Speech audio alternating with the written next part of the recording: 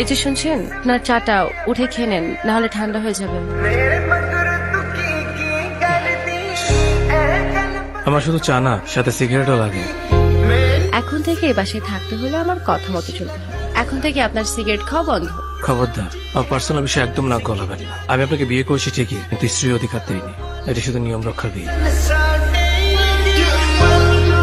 দেখো, তুমি একটু বুঝো, আমাকে একটু সময় দাও। আমি আগে কিছু একটা করি, তারপর আমার ফ্যামিলিকে তোমার কথা জানাই। যাও তো, পা ছাড়ো। যেদিন কোনো কিছু করতে পারবা সেই দিন তোমার এই চেহারা নিয়ে আমার সামনে আসবা, আর আগে কোনোদিন তোমার এই চেহারা আমাকে দেখায় না। দেখো, তুমি এরকম করো না, আমি তোমাকে অনেক ভালোবাসি। জীবনে একবারই একজনকে বলেছিলাম, তোমার পায়ে পড়ে আমাকে ছেড়ে যেও না।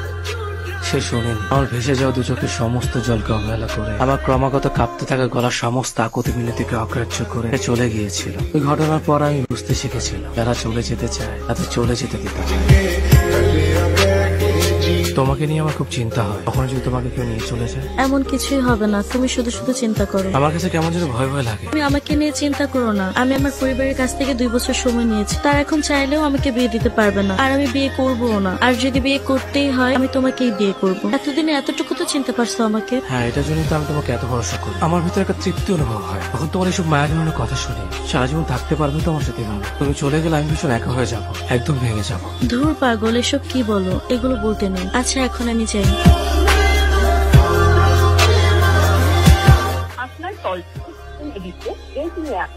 আমার গোছানো দুনিয়া হঠাৎ করে কেমন যেন অগোছানো হয়ে গেছিল। কেমন জানি ভয় হচ্ছিল, আমি কি আমার ভালোবাসার মানুষটাকে হারিয়ে ফেললাম। কেমন আছো তুমি? ভালো নেই। ওর সাথে আমার কিছুদিন ধরে দেখা হচ্ছে না, কথাও হচ্ছে না। সবকিছু না কেমন যেন এলোমেলো হয়ে যাচ্ছে। তুমি যদি ওর কোনো খোঁজ পাও আমাকে একটু জানাও প্লিজ। আচ্ছা ঠিক আছে, জানাবো। আয়নায় নিজের চেহারা দেখেছো? কি হাল করেছো নিজে? নিজের যত্ন নিও।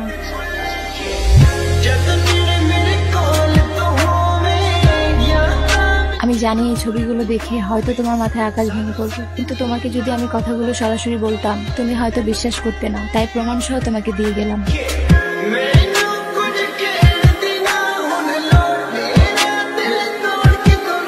কে এই ছেলে? কি হলো বলতেছো না কেন? কে এই ছেলে? ওর সাথে তুমি এখানে কি করো? এতদিন তুমি আমার ফোনও ধরো নাই, ফোন ব্যাক টেক্সটও দাও নাই। ও আমার ফিয়ান্সে। কিছুদিন পর আমাদের বিয়ে। ফ্যামিলিগত ভাবে আমাদের বিয়ে ঠিক হয়েছে। মানে কি এটি? তুমি না আমাকে বললে ফ্যামিলির সাথে কথা বলে সবকিছু ম্যানেজ করতেছো। আমি তোমার কথা কিভাবে বলবো আমার ফ্যামিলিতে? কি করো তুমি? কোনো যোগ্যতা আছে তোমার? আর এই ছেলেকে দেখো, যেই কোম্পানিতে চাকরি করে মাসে লাখ টাকা ইনকাম করে। আমি কিভাবে থাকবো তোমার এমন একটা অনিশ্চিত ভবিষ্যৎ নিয়ে? আমি তোমাকে অনেক ভালোবাসি, তুমি বাসায় একটু ম্যানেজ করো, আমাকে একটু সময় দাও, আমি সবকিছু গুছিয়ে নেবো। প্লিজ তুমি আমাকে ছেড়ে যেও না।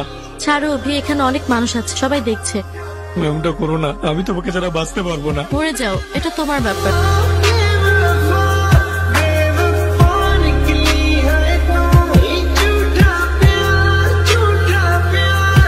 তুমি এখানে? তোমার জন্য অপেক্ষা করছিলাম। মানে আমি যে এখানে আসবো তুমি কিভাবে জানলে? কেন একদিন আসার পর পুরনো সেই ওয়েটারটি বললো তুমি নাকি এখানে মাঝে মধ্যেই আসো, তাই আমি তোমার সাথে দেখা করার জন্য রোজ এখানে অপেক্ষা করি। তোমার এই অবস্থা কেন? অভি, আমি তোমাকে ছাড়া ভালো নেই। চলো না আমরা সবকিছু ঠিকঠাক করে ফেলি। আমি কখনো তোমাকে ছেড়ে যাব না, তোমাকে আমি আর কোনো কষ্ট দিব না। 3 বছর পর তুমি এটা বলতে এসেছো? এত বছর লেগে গেছে তোমার এটা বুঝতে? আমাকে ছাড়া ভালো নেই তুমি। এই যে মেয়েটি আমার পাশে, সে আমার সাথে তার ভবিষ্যৎ দেখছে। সে তোমার থেকে আমাকে বেশি ভালোবাসে। এই 3 বছর আমি তোমাকে ভুলে গেছি, তুমিও আমাকে ভুলে যাও। চলো না আমরা আবার সবকিছু ঠিক করে নেই। এটা জোড়া লাগিয়ে দেখাও। এটা কিভাবে জোড়া লাগাবো? এটা তো ভেঙে গেছে। মানুষের মন ঠিক কাছের মতোই, একবার ভেঙে গেলে আর জোড়া লাগে না।